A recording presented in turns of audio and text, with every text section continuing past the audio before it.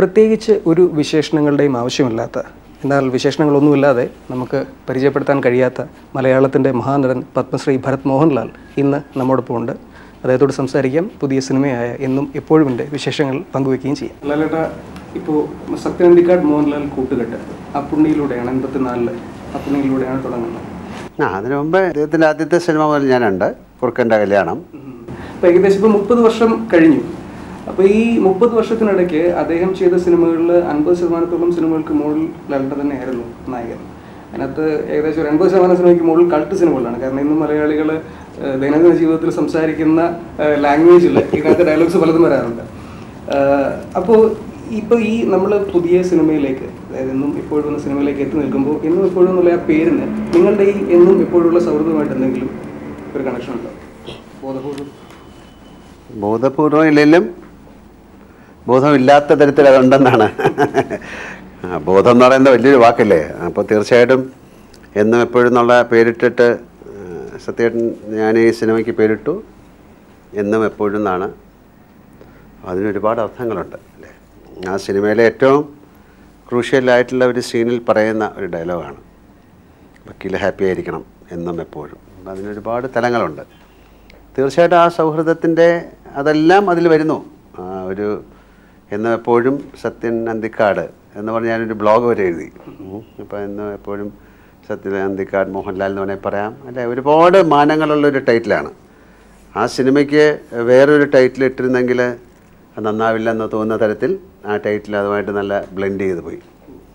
അപ്പോൾ എന്തായാലും ആ ഈ 30 വർഷത്തെ സൗഹൃദത്തിന് ഞാൻ നന്ദി പറയുന്നു അദ്ദേഹത്തിനോട്. ഞാൻ ഉൾപ്പെടെയുള്ള എല്ലാ മലയാളി പ്രേക്ഷകരുടെയും ഏറ്റവും വലിയ ഒരു വിഷമങ്ങളിലൊന്നായിരുന്നു മേ ബി പണ്ടത്തെ സിനിമകളിൽ കാണുന്ന പോലുള്ള ഒരു ലാലേട്ടനെ, കുറച്ച് ഓടി നടന്ന് ചെയ്യുന്ന അല്ലെങ്കിൽ പെർഫോം ചെയ്യുന്ന ഒരു ലാലേട്ടനെ കഴിഞ്ഞ കുറേ കാലങ്ങളായിട്ട് കാണാൻ സാധിക്കുന്നില്ല എന്നുള്ളത്. പക്ഷേ ഈ സിനിമയിൽ അപ്പോൾ ഞങ്ങളൊക്കെ ശരിക്കും ചിന്തിച്ചു, ഒരു പക്ഷേ ഇനി ലാലേട്ടൻ അത്തരം കഥാപാത്രങ്ങൾ ചെയ്യില്ലാത്തതുകൊണ്ടാണ് എന്താണെന്ന് അറിയില്ല. പക്ഷെ ഇവിടെ അത് അപ്പോൾ അത്തരത്തിലൊരു കഥാപാത്രത്തെ സൃഷ്ടിച്ചു എന്നുള്ളതാണ്. അത്തരത്തിലുള്ള ജനങ്ങൾക്ക് അല്ലെങ്കിൽ നിങ്ങളടക്കം ഈ പറയുന്ന ആൾക്കാർക്ക് ഇഷ്ടപ്പെട്ട ഒരു കഥാപാത്രത്തിനെ സൃഷ്ടിക്കുക എന്ന് പറയുന്നതാണ് അവർ ചെയ്തത്.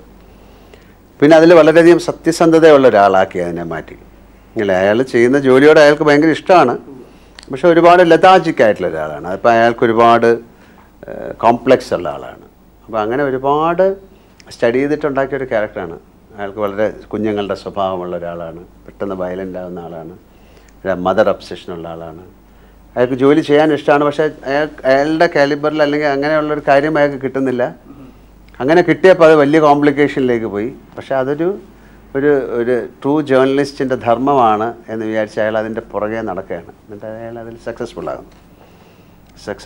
മാത്രമല്ല അയാൾ വലിയ ഒരു ട്രോമയിൽ ജീവിക്കുന്ന ഒരു സ്ത്രീയെ അതിൽ നിന്ന് രക്ഷപ്പെടുത്താൻ ശ്രമിക്കുന്നു.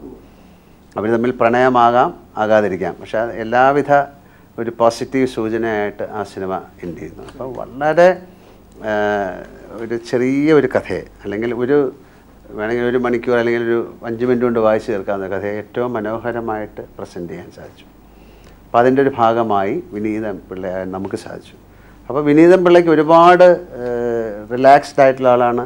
അയാൾക്ക് തോന്നിയ പോലെയൊക്കെ ചെയ്യാം. ഓഫീസിൽ വന്ന് പല്ല് തേക്കാം അല്ലേ, അല്ലെങ്കിൽ കുളിക്കാതിരിക്കാം, ഇട്ട ഷർട്ട് തന്നെ ഇടാം, അങ്ങനെ ഒരുപാട് ഫ്രീഡം അനുഭവിക്കുന്ന ആളാണ്. അപ്പോൾ അതുകൊണ്ട് നമുക്ക് ഒരുപാട് രസകരമായ ബോഡി ലാംഗ്വേജിൽ, അല്ലെങ്കിൽ ബെൽറ്റ് ഇടാൻ മറന്നു പോയ ഒരാളാണ്. അങ്ങനെ ഒരുപാട് പോസിബിലിറ്റീസ് ആ ക്യാരക്ടറിലേക്ക് നമുക്ക് കൊണ്ടുവരാം.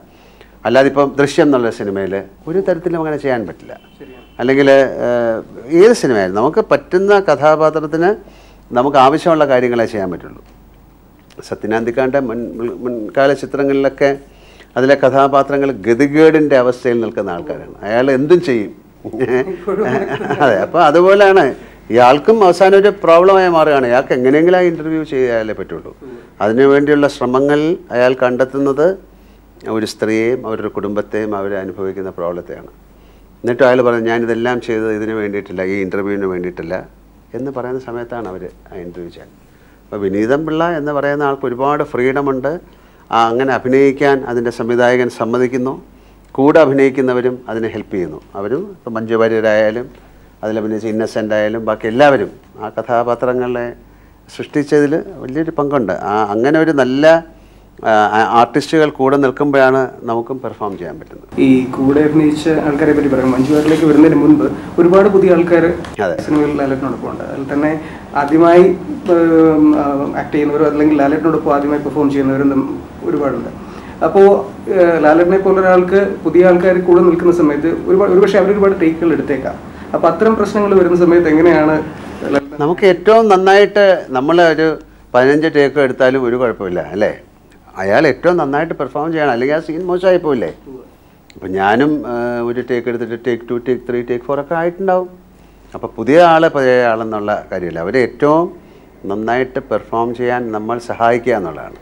അപ്പോൾ അതിലെടുത്ത് പറയാവുന്ന മാത്തൻ എന്ന് പറയുന്ന കഥാപാത്രമാണ്.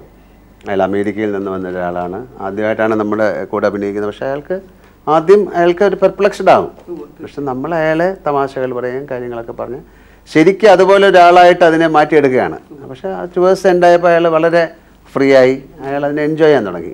അപ്പോൾ അതിലുള്ള ഗണപതി എന്നുള്ള ക്യാരക്ടറുള്ള കുട്ടപ്പയ്യൻ, അപ്പോൾ എല്ലാവരെയും നമ്മൾ കൂടെ നിന്ന്, ഇപ്പോൾ തീർച്ചയായിട്ടും ഇതൊരു പ്രാക്ടീസാണ്. ഇപ്പോൾ ഒരു പന്ത് കളിക്കുന്ന പോലെ, ക്രിക്കറ്റ് കളിക്കുന്ന പോലെ ഒരു പ്രാക്ടീസാണ് അഭിനയവും. ഇത് സ്ഥിരമായിട്ട് ചെയ്തുകൊണ്ടിരിക്കുമ്പോൾ ഒരുപാട് അറിഞ്ഞുകൂടാത്ത, ഇപ്പോൾ ഒരാൾ ഒരു ഗോൾ അടിക്കുന്നത് അറിയാതെ ചെയ്യുന്നൊരു പ്രവൃത്തിയാണ്. അപ്പോൾ അതുപോലെ നമുക്ക് ആക്ടിങ്ങിലൊക്കെ ഒരുപാട് അറിയാതെ സംഭവിക്കും. അപ്പോൾ നമ്മൾ കൂടെ നിൽക്കുന്ന ആൾക്കാരെയും സഹായിച്ച് പോകുമ്പോഴാണ് നമ്മളുടെ ഇത് കൂടുതൽ എൻഹാൻസ് ചെയ്യാൻ പറ്റുന്നത്. അപ്പോൾ ആ സിനിമയിൽ അഭിനയിച്ച എല്ലാവരും അതിനെ ഏറ്റവും മനോഹരമാക്കാൻ ശ്രമിച്ചു. അത് ആക്ടേഴ്സ് മാത്രമല്ല, അതിൻ്റെ പുറകിൽ പ്രവർത്തിച്ച ഇപ്പോൾ ക്യാമറ ആയാലും മ്യൂസിക് ആയാലും അതിൻ്റെ എഡിറ്റിംഗ് ആയാലും അതിൻ്റെ ആർട്ട് ഡയറക്ഷൻ ആയാലും അല്ലേ, അതിൻ്റെ പ്രൊഡക്ഷൻ ആയാലും എല്ലാം കൂടെ ചേരുമ്പോഴാണ് സിനിമ. അങ്ങനെ എല്ലാം കൂടെ ചേർന്ന് ഒരു സിനിമയായി മാറി അത് പ്രേക്ഷകർ അംഗീകരിക്കുമ്പോഴാണ് അതിൽ വർക്ക് ചെയ്താൽ ഞങ്ങൾക്കൊക്കെ ഭയങ്കര സന്തോഷം തോന്നുന്നു. മഞ്ജു വാര്യർ ഒരുപക്ഷെ മലയാള സിനിമ കണ്ടിട്ടുള്ള ഏറ്റവും മികച്ച അഭിനേത്രിയുള്ള ഒരാളാണ്. ഇടക്കാലത്ത് അവർ സിനിമയിൽ നിന്ന് വിട്ട് കുടുംബജീവിതത്തിലേക്ക് പോവുകയും ചെയ്തു. അപ്പോൾ ആ സമയത്ത് ലാലേട്ടനും മമ്മൂക്കയൊക്കെ പോലെയുള്ള ആക്ടേഴ്സിന് അവരുടെ ഒരു ഗ്യാപ്പ് ശരിക്കും ഫീൽ ചെയ്തിട്ടുണ്ടോ? അങ്ങനെ പറയാൻ പറ്റില്ല. അവരെ ഏറ്റവും നമ്മളൊരാൾ ഇതിൽ താല്പര്യമില്ല അല്ലെങ്കിൽ അതിൽ മാറി നിൽക്കുക എന്ന് പറയുമ്പോൾ നമുക്കതിനെക്കുറിച്ച്, പിന്നെ സിനിമ എന്ന് പറയുന്നത് ഒരു ഭയങ്കര ഒരു വിഷയ സർക്കിളാണ്. അങ്ങനെ ഇപ്പം നമ്മൾ ഇത് കണ്ടിന്യൂസ് ആയിട്ട് അഭിനയിക്കുന്നതുകൊണ്ട് ആണ്. ഇപ്പം നമ്മൾ മാറി നിന്ന് കഴിഞ്ഞിട്ട് സിനിമയ്ക്കൊന്നും സംഭവിക്കില്ല, വേറൊരു ആൾക്കാർ വരും. അങ്ങനെയാണല്ലോ, ഇതൊരു തീർച്ചയായിട്ടും കുറേ നാൾ കഴിയുമ്പോൾ എല്ലാത്തിനും മാറ്റങ്ങളുണ്ടാകാം. അപ്പോൾ പക്ഷേ അവർ തിരിച്ച് വന്നതിപ്പം ആൾക്കാർ വളരെയധികം സന്തോഷത്തോടെ സ്വീകരിച്ചു എന്ന് പറയുന്നത്. അത് മുൻകാല സിനിമകളിലെ അവരുടെ പെർഫോമൻസും അവരൊരു നല്ല അഭിനേത്രിയാണെന്നുള്ള അവർ തെളിയിച്ചിരിക്കുന്നതുകൊണ്ടാണ്, ഒരു നർത്തകിയാണെന്ന് തെളിയിച്ചിരിക്കുന്നതുകൊണ്ടാണ്. അല്ലാതെ പെട്ടെന്നൊരു സിനിമയിൽ രണ്ടാമത് വരിക എന്ന് പറയുന്ന പ്രയാസമാണ്. അത് വന്നത് അവർക്ക് നല്ല മനോഹരമായ ക്യാരക്ടറുകൾ ചെയ്യാൻ പറ്റി. അവർ വളരെ നല്ല ക്യാരക്ടേഴ്സിനെ അവർ അക്സെപ്റ്റ് ചെയ്തു.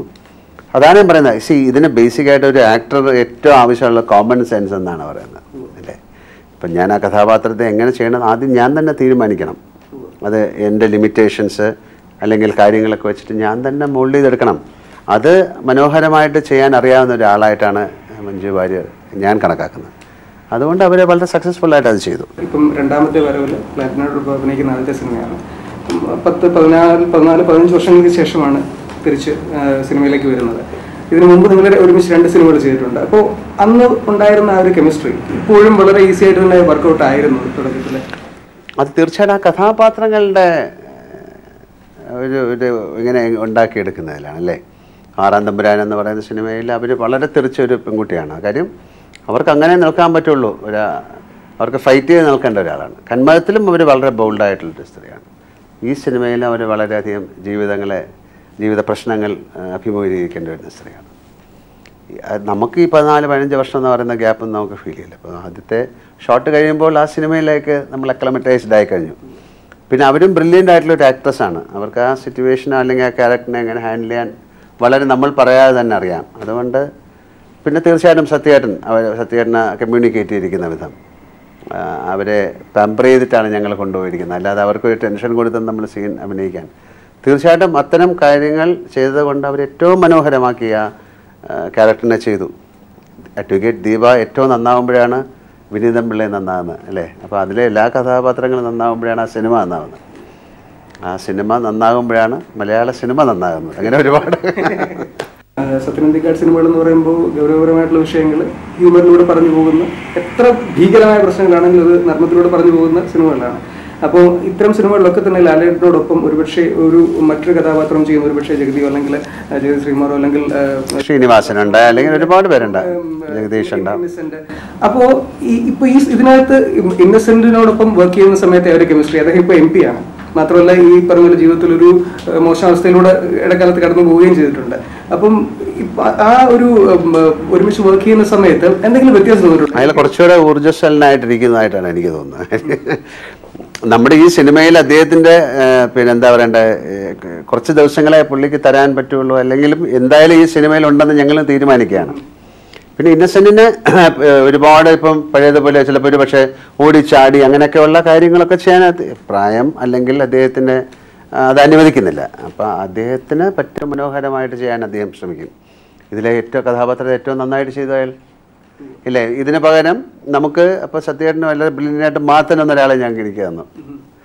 ഇയാളുടെ കാര്യങ്ങൾ ഇയാൾ ചീത്ത പറയുമ്പോഴും നീ ഒരു പട്ടിയെ പോലെ വാലാട്ടി, ഞാൻ വാലാട്ടും എന്ന് പറഞ്ഞിട്ട് വേറൊരാളെ നമുക്ക് തരികയാണ്. അപ്പോൾ എപ്പോഴും ഒരു കഥാപാത്രത്തിൻ്റെ കൂടെ വേറൊരാളും കൂടെ വരുമ്പോഴാണ് ആ കഥാപാത്രത്തിനെ രചിക്കുന്നത്. ഇന്നസെൻ്റെ കഥാപാത്രം എന്ന് പറയുന്നത് നമുക്ക് ഇങ്ങനൊരു അയൽപ്പക്കക്കാരനുണ്ട് എങ്കിൽ എന്ന് ആഗ്രഹിക്കുന്ന തരത്തിലുള്ള ഒരാളായിട്ടാണ്, വളരെ കെയറിങ് ആയിട്ടുള്ള ഒരാളാണ്. അയാളുടെ ഫാമിലി ലൈഫ് കാര്യങ്ങളൊന്നും നമ്മൾ പറയുന്നില്ല. ഈ കുട്ടി ഇവരെ പ്രൊട്ടക്റ്റ് ചെയ്യാണ്. ഈ വിനീതൻ പിള്ളയെ കാണുമ്പോൾ പുള്ളിക്ക് ടെൻഷനാണ്, ഇവനെന്തോ ഒരു കള്ളത്തരമുള്ള ആളാണ്, ഇയാളെ എവിടെയോ ഞാൻ കണ്ടിട്ടുണ്ടല്ലോ എന്ന് പറയുന്നത്. അപ്പോൾ തീർച്ചയായിട്ടും ചെറിയൊരു ക്യാരക്ടറായാലും അയാൾ അതിനെ ഏറ്റവും മനോഹരമായിട്ട് ചെയ്യാൻ ശ്രമിച്ചു. അത് ചെയ്യാൻ ശ്രമിച്ചതല്ല, ഇന്നസെൻ്റ് ഒരു ബ്രില്യൻ്റ് ആയിട്ടുള്ള ആക്ടറാണെന്നൊന്നും പറയേണ്ട കാര്യമില്ല. അയാൾ കിട്ടുന്ന റോളുകൾ ഏറ്റവും മനോഹരമായിട്ട് ചെയ്യുന്ന ആളാണ്. തിയേറ്ററിൽ ആളെത്തുന്നില്ല എന്ന് സിനിമയിലുള്ളവർ തന്നെ പറയുന്ന ഒരു സ്ഥിതിവിശേഷമൊക്കെ.